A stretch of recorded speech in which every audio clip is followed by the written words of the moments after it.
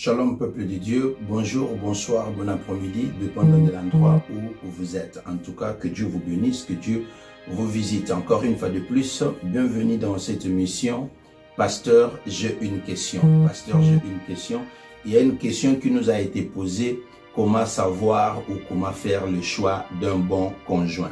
Alors, c'est une question très pertinente et à la fois très importante pour les aspirants au mariage. Si tu es en train d'aspirer au mariage, si tu veux faire le premier pas de choisir un fiancé et puis prendre cette nouvelle journée, journey comme nous on dit en anglais, en tout cas c'est très important d'en parler, c'est très important de réfléchir, c'est très important pour qu'on arrive à parler de cela.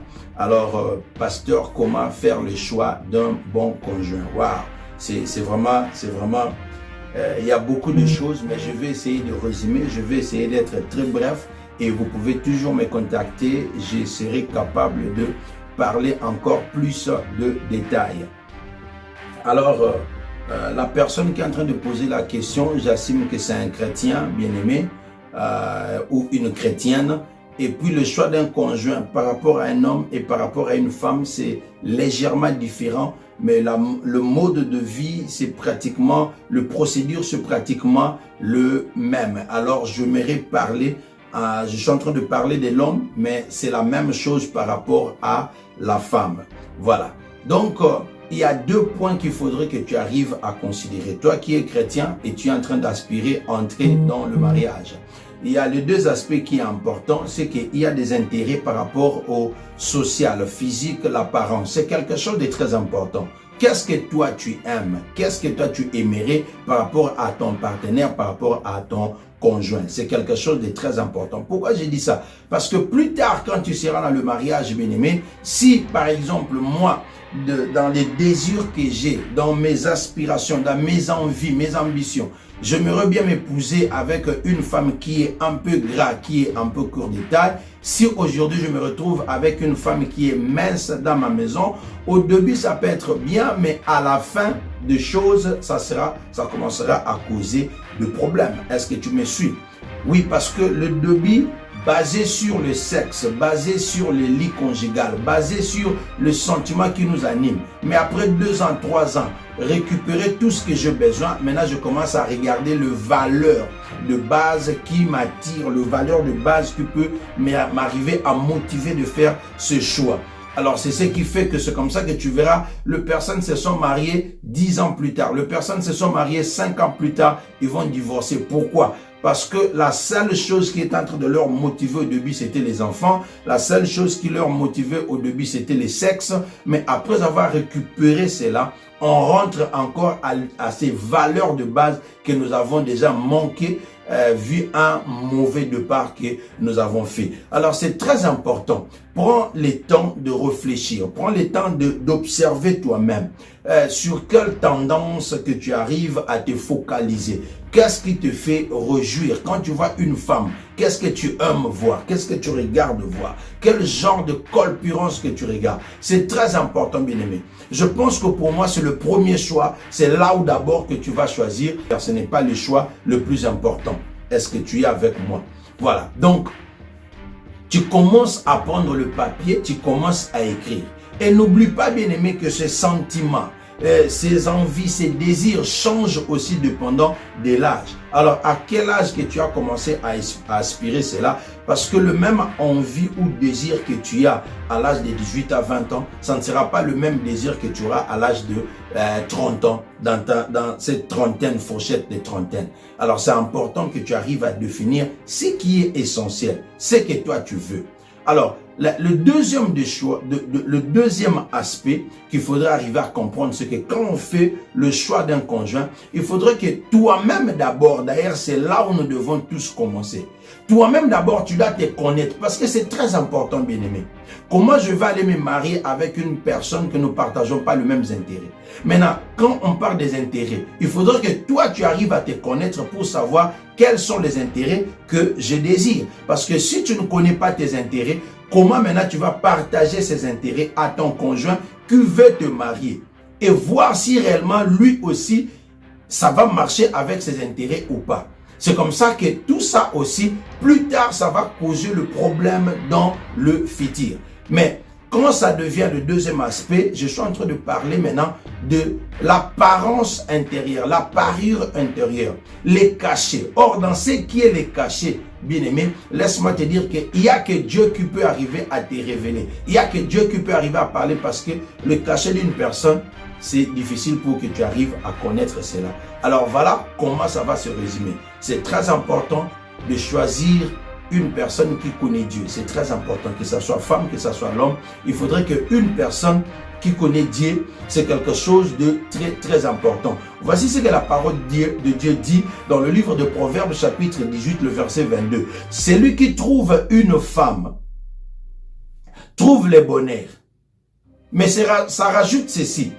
C'est le Seigneur qui fait le cadeau. C'est le Seigneur qui fait le cadeau d'une bonne femme. Inversement, c'est le Seigneur qui fait le cadeau d'un bon homme.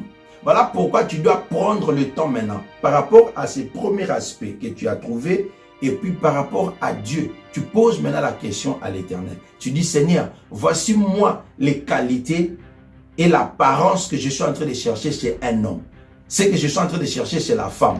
Qu'est-ce que tu dis? Souviens-toi, bien-aimé, je sors un peu de cet aspect, je pars un peu plus loin. Tu vas voir que Dieu est en train de se rencontrer avec Abraham. Et ils sont en train de discuter par rapport à l'autre. Dieu avait réduit ses aspirations vis-à-vis Abraham. C'est comme ça, Abraham va dire, Seigneur, s'il n'y a que 50 personnes dans cette ville, est-ce que tu sauveras? C'est-à-dire que tu ramènes ce que toi tu désires devant le trône de l'Éternel, devant Dieu. Et tu le présentes maintenant. Éternel, moi c'est cet homme que je veux. Ça, il doit être gras. Il doit être grand détail. Il doit être intelligent.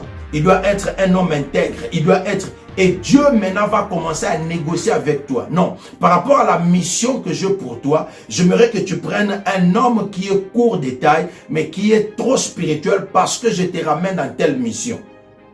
Donc, et ça maintenant, tu vas faire la symbiose après avoir fait la conversation avec Dieu. Et maintenant, quand tu termines, tu dis, Éternel, envoie-moi cette personne. Parce que la parole de Dieu a dit, c'est le cadeau qui vient de l'Éternel. C'est l'Éternel qui te donnera un bon mari, qui te donnera une bonne femme, qui fera de toi le bonheur. Donc, c'est l'ensemble un peu de tout ça. Donc, tu dois voir ces qualités, ces choses, parce que quand tu t'attardes, quand tu t'assois simplement sur l'apparence physique de la personne, sache-le que cette apparence-là, ce n'est pas ça qui va te faire nourrir. Ce n'est pas le lit conjugal qui va te nourrir. Non, un homme qui aime bien satisfaire au lit. Mais sache-le que ce n'est pas ça qui va payer les loyers. Ce n'est pas ça qui va résoudre le problème. L'homme doit aussi être mature. La femme doit être aussi mature. Vous devez avoir le même centre d'intérêt. Je ne dis pas que faire la même chose, mais centre d'intérêt, c'est-à-dire le même objectif. Lui peut être médecin, toi tu peux être commerçante, lui peut être commerçant, toi tu peux être juriste. Mais à la fin des choses, qu'est-ce que nous désirons? Combien des enfants que nous aurons besoin? Amen. Est-ce qu'on doit acheter une maison ou pas? Est-ce que le voiture? Donc votre futur, les choses que tu aimes. Est-ce que j'aime le sport? Quelles sont les activités que nous aimons à part le travail? Est-ce qu'il aime bien Dieu? Toutes ces choses, vos centres d'intérêt doivent avoir la même direction. Sinon, alors, vous aurez des problèmes dans votre foyer. Tu vas voir simplement c'est le courant d'attraction qui va vous faire, mais plus tard, quand vous allez voir toutes ces choses-là se passer, vous allez entrer dans le problème. Parce que dans le mariage, qu'est-ce qui se passe, bien aimé? Ce qui se passe dans le mariage, c'est que tu regardes l'apparence extérieure, c'est ce qui t'attire, c'est ce qui motive. Tu passes par le dot, tu passes par le fiançailles, et puis vous allez vous marier. Mais après être dans la maison, maintenant tu commences à regarder les valeurs que tu as toujours désirées chez un homme, les valeurs que tu as toujours désirées chez une femme. Maintenant, quand tu ne trouves plus ça, parce qu'après avoir mangé, après avoir reçu tout ce que tu as, maintenant tu regardes. Et quand tu ne trouves pas ça, c'est ce qui conduit par le divorce. C'est ce qui conduit par les désintérêts. Or, n'oublie pas qu'en tant qu'un vrai chrétien, quand tu es marié pour la vie. Il n'y a pas une porte de sortie. Vous ne vous mariez pas aujourd'hui pour vous séparer demain. Donc, il faudra maintenant commencer à chercher à résoudre ce problème par des prières, des jeûnes et le pasteur, nous commençons maintenant à souffrir. Donc, c'est très important d'arriver à faire un choix de le demi. Et au-dessus de tout, et c'est là où je termine, il faudrait que vous vous aimiez réellement. Il faudrait que l'amour prime abord, parce que même dans la parole de Dieu, on dit l'amour en dire tout, l'amour croit tout, l'amour supporte tout. C'est grâce à l'amour que ça va maintenant couvrir de petites erreurs, de petites choses, parce qu'il n'y a pas un homme parfait et il n'y a pas une femme parfaite. Alors, quand l'amour est au-dessus de tout, ça va maintenant commencer à couvrir ce qui est en train de manquer. Et vous allez commencer à travailler sur certains défauts. Parce qu'il y a certains défauts qui peuvent se résoudre. Certains défauts qui peuvent changer, qui peuvent devenir des qualités. Mais il y a certains de ces défauts qui resteront à vie. Il n'y a que Dieu qui peut changer cela. Ou alors, ce n'est que quand nous serons parfaits. Donc, pas dans cette vie ici. Quand Christ reviendra, on deviendra parfait. Alors, en attendant, il n'y a que l'amour qui peut arriver à couvrir cela. J'espère que je répondis à cette question qui nous a été posée par Maman Canel aux États-Unis d'Amérique, dans l'État de Kentucky. Que Dieu vous bénisse. J'espère que ça vous a béni. Si vous avez une question, utilisez les contacts qui s'affichent sur vos écrans pour arriver à nous joindre et nous serons contents de répondre à votre question. En attendant, que Dieu vous bénisse. Restez bien. C'était Pasteur, j'ai une question avec le pasteur Muller Malonga. Que Dieu vous bénisse.